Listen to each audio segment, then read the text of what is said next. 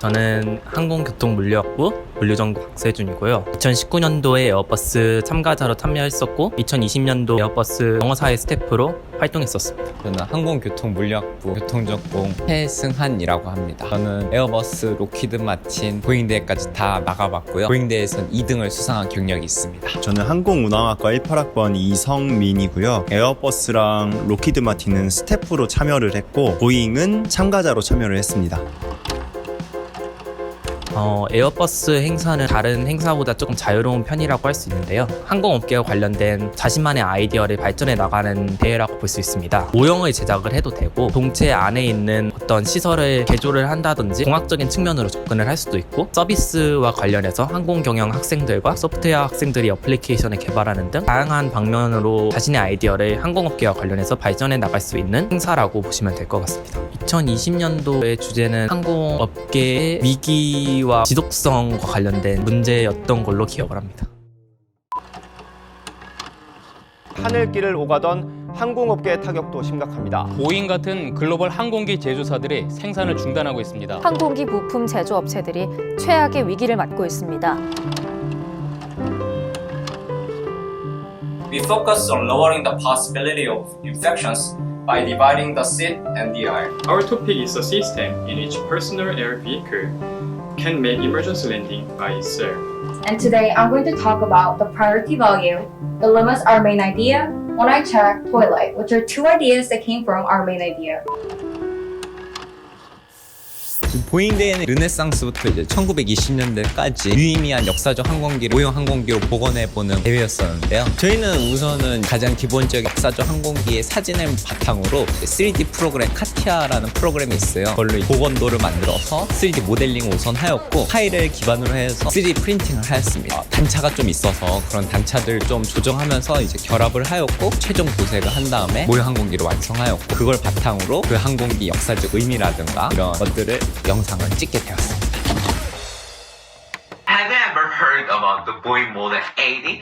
After the success of Boeing Model 40, the Boeing wanted to make a bigger and a better aircraft that could carry passengers. So they have made the Boeing Model 80 the first airliner at the Boeing company. 로키드 마틴은 프리파 3D라는 로키드 마틴사에서 만든 시뮬레이터로 게임 조종 대회라고 해야 될까요? 전투 시뮬레이터 대전을 벌여서 거기서 1등한 사람을 상을 주는 살아남는 서바이벌 대전 형식으로 행사를 진행했습니다. 예선전이랑 본선으로 나눠졌었는데 예선전에서는 착륙해서 제일 빨리 멈춘 사람 그런 기록을 재는 경기가 하나 있었고 픽스 같은 거를 정해놓고 거기를 통과하는 그런 대회를 했어요. 거기를 하나라도 통과를 못하면 떨어지는 아니면 통과를 못했더라도 돌아서 다시 통과를 하면 되는데 그러면 이제 기록이 너무 안 좋으니까 보통 떨어졌습니다.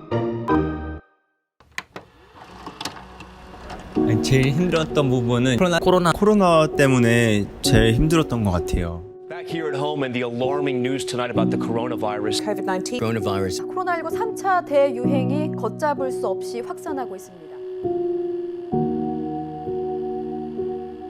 방역 수칙에 대한 위험한 상황을 많이 정부에서 좀 알리던 틈이라 만나기가 조금 애로사항이 있었고 대회 운영 측에서도 오랫동안 실습 제작실을 개방을 못 해주셔서 그것 때문에 이제 좀 제작하는데 조금 애로사항이 있었습니다. 행사가 한 달, 두 달 정도 미뤄지는 등 참가자들이 스케줄을 바꿔야 되는 상황도 저희가 통보를 해야 되는 상황에서 어떻게 하면 유도리 있게 조정을 할 수 있을까에 대해서 고민을 많이 했고요. 행사를 진행할 플랫폼을 선정하는 데 600명의 단위 학생들이 행사를 참여를 해야 된다는 점을 감안을 했을 때 이런 공식적인 행사에서 온라인 플랫폼을 쓰는 선례가 없었기 때문에 저희가 실제로 사전 행사를 진행을 하거나 SNS 활동을 통해서 학생들의 관심을 지속적으로 유지시키는 데 어려움이 있었습니다. 보통은 이전 연도에 했던 대회 방식에서 조금만 바꿔서 대회를 진행하면 되는데 이번에는 아예 다 바꿔야 되고 새로운 형식을 만들어야 됐어서 처음부터 모두 다 기획을 했던 점이 가장 힘들었던 것 같습니다.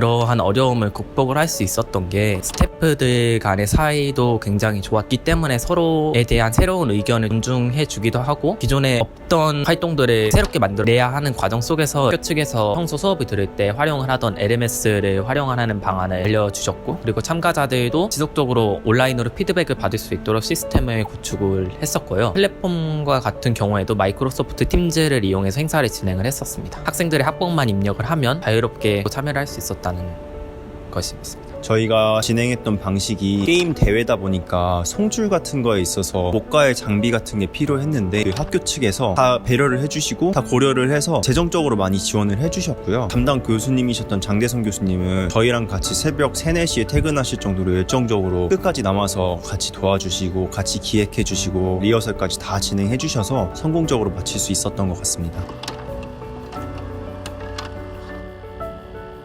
저는 솔직히 에어버스, 로키드 마틴, 보잉 다 참여를 해서 이번에는 팀장으로 지원을 해보고 싶어요. 네, 내년에 열린다면 저는 다시 참여할 생각입니다. 이 대회를 해봄으로써 다양한 식견을 얻을 수 있었다고 생각을 하거든요. 또 다른 주제로도 항공산업 어떻게 바라볼 수 있을까 이런 걸 한번 또 배워보고 싶습니다. 당연히 다시 참여할 의향이 있습니다. 학교에서 열리는 행사 중에 정말 크고 의미 있는 행사 중에 하나라고 생각하기 때문에 항공대생으로서 지속적으로 참여하는 게 의미가 있지 않나 싶습니다. 보잉, 에어버스, 로키드 마틴사가 정말 전 세계적인 기업이잖아요. 자동차와 관련이 있는 대학교라면 뭐 테슬라나 뭐 아우디, 벤츠 이런 회사랑 연관돼서 행사를 진행하는 건데 사실 이런 행사는 우리나라에는 없다고 생각을 해요. 우리 학교 학생으로서 이런 행사를 가지고 있다는 거에 충분한 자부심을 가질 수 있을 것 같습니다.